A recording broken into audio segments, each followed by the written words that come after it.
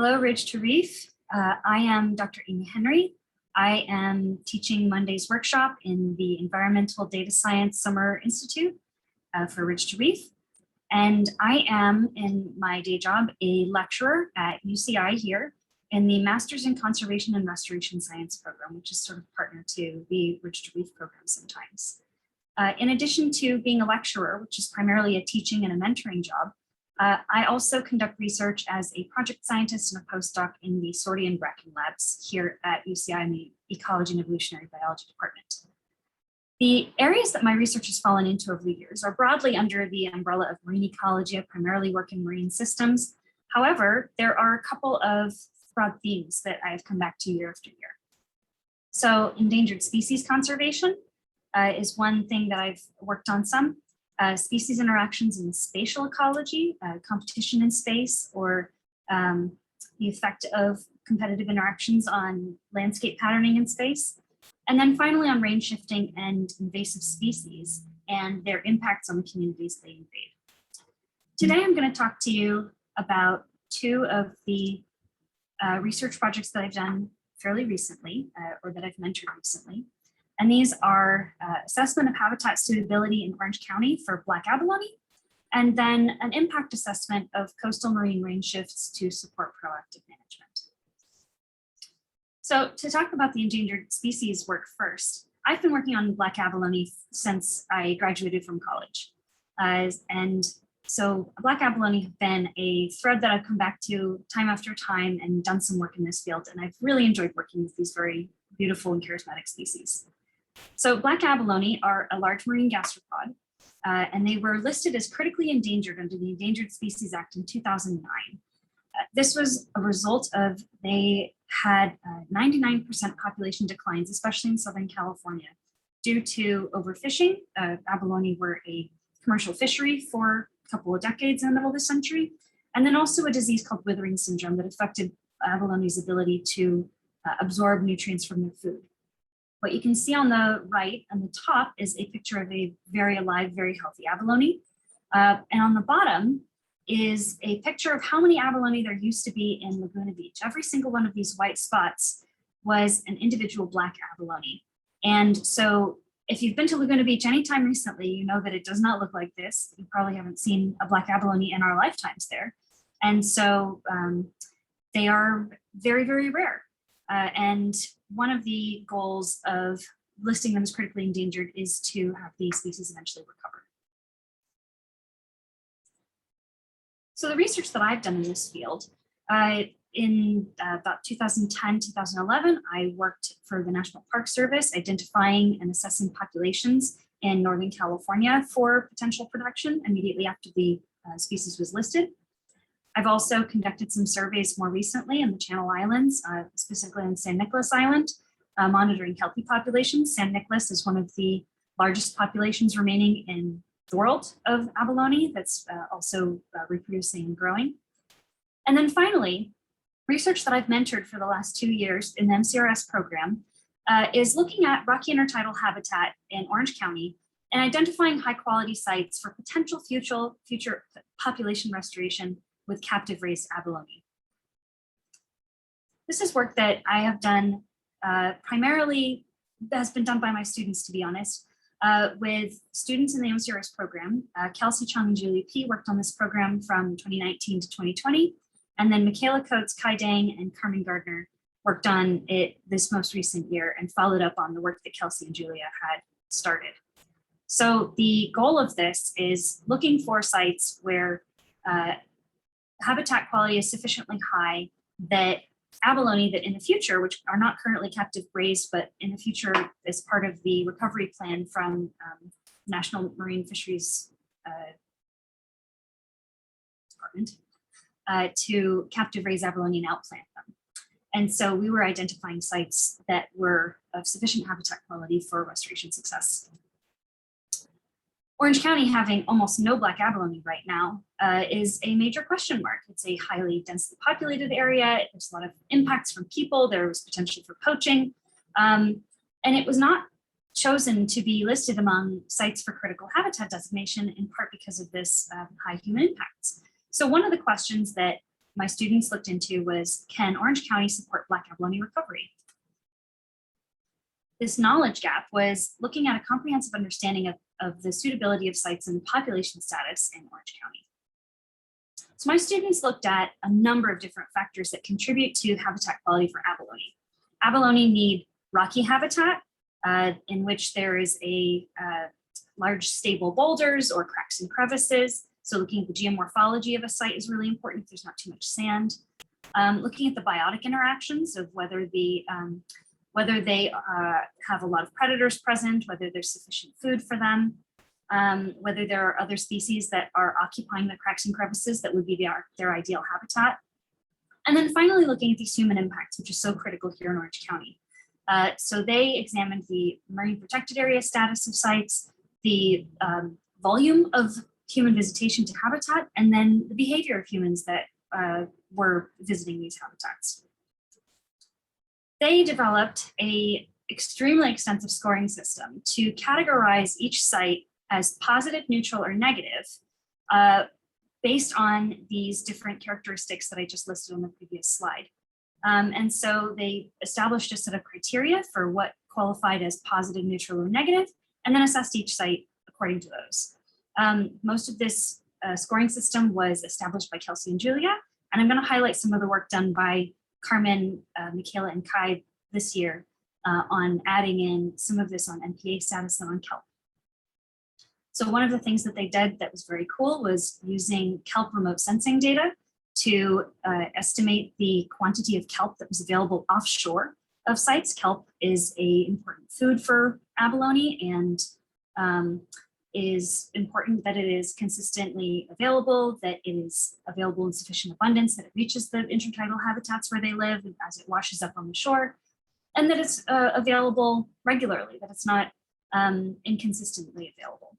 And so what they did was they looked at the offshore abundance and they calculated some metrics and used those to establish whether it was good. Obviously higher abundance, lower variability means a more consistent food source. And then long-term persistence they establish as consecutive minimum years, like how many, you want fewer consecutive minimum years where you have zero kelp for a long span of time. They also looked into MPA violations using data from the MPA Watch program, which is a community science data collection program in Orange County and also established in other places where there are marine protected areas, in which volunteers do a walk along the beach for 2 hours, count the number of people that are present at the site, and are taking data on the behaviors that people have while they're there, like picking up seashells or walking on the beach or collecting seafood, fishing, running, trampling, and then also on enforcement presence, which includes like police officers and game wardens, but also docents and education staff that would be a subtle form of enforcement of some of the rules in terms of correcting people's behavior. And what they found at this range of sites in Orange County was that there's not a great relationship between enforcement and violation rates. Some sites had substantially higher impacts from people. These red bars are the MPA violation rates. These Crystal Cove and Corona Del Mar are heavily visited and have the highest rates of MPA violations. And then the ones in Southern Orange County had substantially lower MPA violation rates and relatively more enforcement presence. They looked at whether the type of marine protected area mattered. In California, we have state marine conservation areas or SMCAs and state marine reserves or SMRs. State marine conservation areas are subject to a lower level of protection in which some collection is allowed, certain activities are allowed, where a state marine reserve, absolutely no collection is allowed, so it's a higher level of protection. And they found that according to the MPA Watch data, there was a substantial difference in the amount of MPA violations in the marine conservation area relative to the marine reserve, that this lower level of protection seems to correspond to a much higher rate of violations of the few MPA rules that actually do exist there. People are more respectful of the ones in the marine reserves. So the results of this is they boiled down, like do not get overwhelmed by this figure, but they identified from these 20 sites, which ones had the highest number of positive scores for habitat quality and the least number of negative ones, these reds, and established what sites they recommended to the National Oceanic and Atmospheric Administration for potential future restoration of abalone. I think that this was really fun work because it was very applied. It involved a lot of field work. It involved them getting pretty creative with the way that they analyze data so that it would be comparable across these different types of data.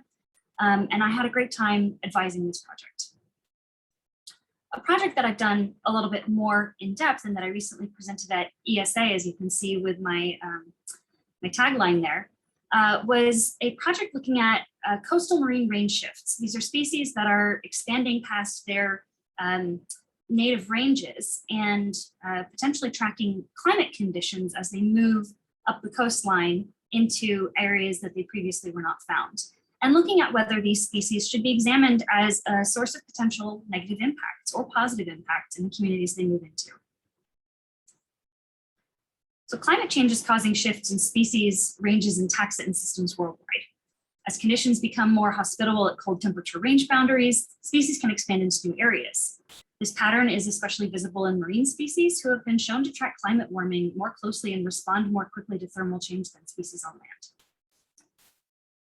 For example, the American lobster has expanded from its previous northern limit in the Gulf of Maine in 1964 to its present limit near Labrador.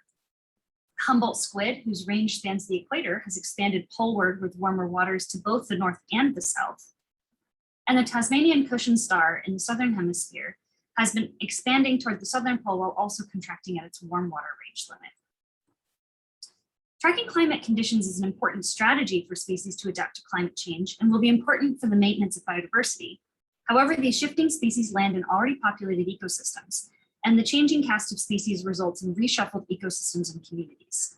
It's important for us to understand the impacts that species on the move will have on communities' ecosystem health, human well-being, and interactions with each other at their expanding range limits.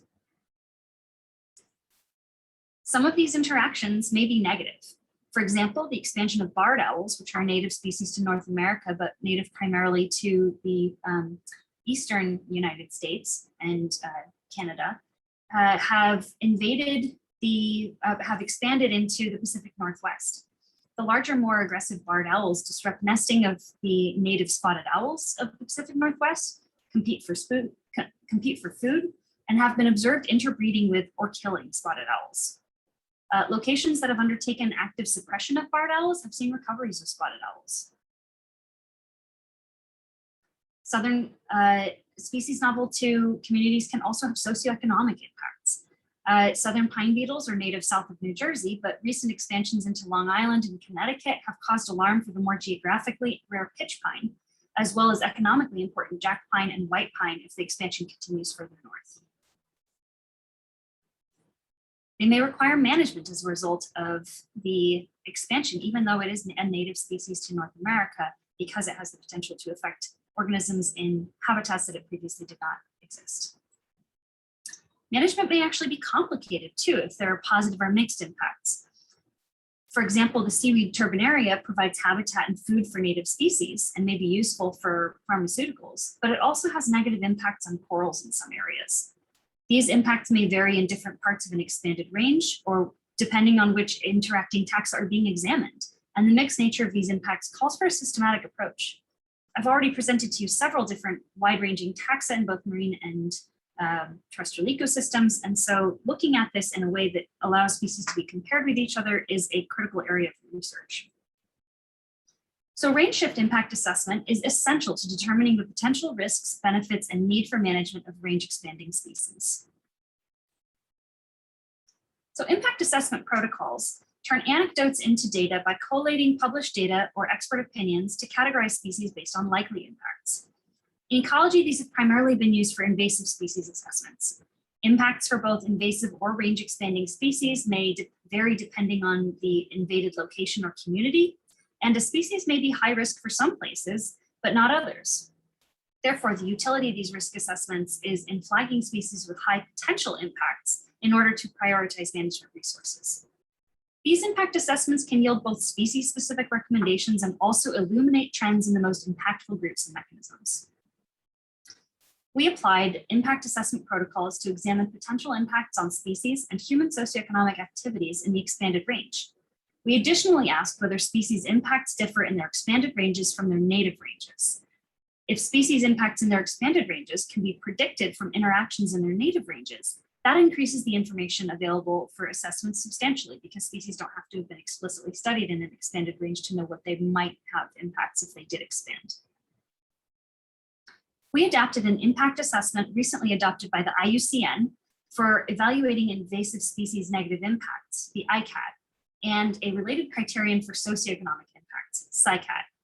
We identified and assessed 39 species from coastal marine ecosystems of North America in both expanded and native ranges and adapted ICAT and SICAT to assess for positive impacts as well as negative impacts. So first, these are the steps of our methods. We updated a list of range expanding marine species that were compiled by Sorty et al. This is work done, Cascade Sorty is my co-author, with a literature search.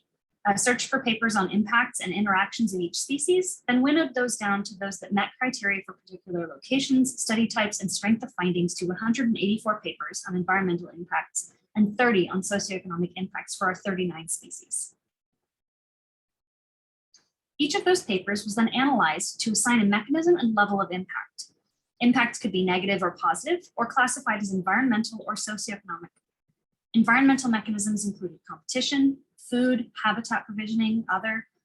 And socioeconomic impacts were evaluated for impacts on human health, material and immaterial assets, or social, spiritual, or cultural relations. Species for whom no data existed were classified as data deficient. Otherwise, they were assigned an impact magnitude ranging from minimal to massive. For analysis, we assigned numeric values to each level, and each could be either positive or negative. Minimal means that the range expander could have a theoretical impact, for example, if it's known to be toxic, but that so far no measurable impact has been seen on either human activities or interacting species. An observation in which the expander affects the fitness, positively or negatively, of a native species is classified as a minor impact. A minor socioeconomic impact, for example, might be if an activity becomes more expensive or causes health problems for people, but that it doesn't stop the number of people participating in that activity. A moderate impact causes a change in population size of a native species or in the number of people participating in an activity. And finally, a major impact is a local extinction or facilitation, or total stoppage of an activity or initiation of an activity that wasn't present before, like a new fishery. Thankfully, we didn't observe any massive impacts, which are irreversible extinctions.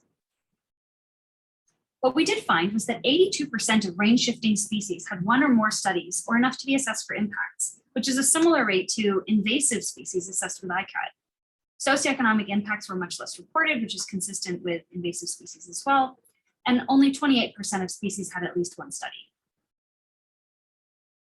Of the species for which we were able to assess environmental impacts, about half had minimal impacts. Minor or greater negative impacts were observed more frequently than positive ones, but 25% of species did report at least one positive impact. These figures show the maximum positive and negative impact scores for each species. And on the left are the environmental impacts, and the lower right are socioeconomic impacts. The size of the bar indicates the impact magnitude. And blue bars on the right side show the positive, and red bars to the left show the negative impacts. You can see that there's a wide range of impact magnitudes across our 39 species. I'd like to highlight some particularly interesting examples of what major impacts, or score 4, look like in our assessed species. Phidiana hiltoni is a sea slug that predates on other sea slugs and has expanded its range north along the Pacific coast, causing local extirpations of several other slug species in Northern California. Ladia depicta is a commensal eelgrass limpet native to Southern California. One range expansion to Monterey Bay in the 1990s was associated with a collapse of subtidal eelgrass beds as the limpets grazed the epithelium and reduced productivity in a way that the eelgrass was potentially not adapted to. Habitat forming species such as mangroves and coral often have both high positive and negative impacts. For example, black mangrove supports fisheries, provides lumber and shoreline buffering for human activities and other ecosystem services, but replaces other biodiverse habitats such as salt marshes and increases abundance of invasive species. 7 of the 39 species were studied in both their native and expanded ranges. This graph shows a plot of the mean impact score for each species in the native and the expanded range. Each species is 1 point. So this species right here, this green one, is that Laudia depicta, the eelgrass limpet that I highlighted on the previous slide. The 1-to-1 line shows the expected relationship of impacts were the same in both the native and expanded ranges. You can see 2 things. First, that native range impacts are correlated with expanded range impacts. That is, the species with more negative impacts tend to have, in the native range, tend to have more negative impacts in the expanded range. Second, nearly all the species are more detrimental in their expanded range, that is, are below this diagonal line, than they are in the native range, and none are overall beneficial in the expanded range. It's beneficial in both quadrants. We tested this relationship with a linear mixed effects model using range as a fixed factor and species as a random effect. And the point fixed effect estimate suggests that the average difference in impact between the native and expanded ranges is greater than 1 magnitude level. For example, from a moderate impact in the native range to a major impact in the expanded range, with a 95% confidence interval of slightly less than 1 level to over 2 levels. To summarize, we found that impact protocols were very informative for range expanding species, though data is lacking in socioeconomic impacts. Impacts in the native range predicted impacts in the expanded range, which opens up the potential for assessing greater numbers of species, especially those not studied yet in their expanded range. And our finding that impacts were more negative in the expanded ranges highlights the need to monitor and potentially manage some of these expansions. We recommend that future impact assessment studies should continue to incorporate positive impacts, which counters some of the publication bias towards negative impacts. More research is needed on socioeconomic impacts, and gaps in data could be filled in with expert knowledge. As more taxa are assessed, studies should seek generalities in consequences, taxa, or mechanisms of impacts. Finally, we argue that there is no one-size-fits-all approach to management of range-shifting species, which will require a broader scope of options than invasive species, including adaptation, pairing with vulnerability assessments, and other mitigation strategies. The acknowledgements for this is to thank my co-author, Cascade Sorty, here in the EEV department, who's been a great collaborator, through the Invasive Bees Network, Bethany Bradley, past and present members of the Sorty Lab at UCI, pictured not here, and the Invasive Bees group led by Belinda Gallardo and Montse Villa. This work was funded by the Belmont Forum and Biodiversa Program with USA funding partner, the National Science Foundation, and we've also received some support from UC Irvine on this paper, and so it's a lot of fun to get to revisit it. Thank you all for watching. I look forward to working with you all on the in the workshop on Monday, and I hope that you have interesting questions. I look forward to talking to you. Thank you.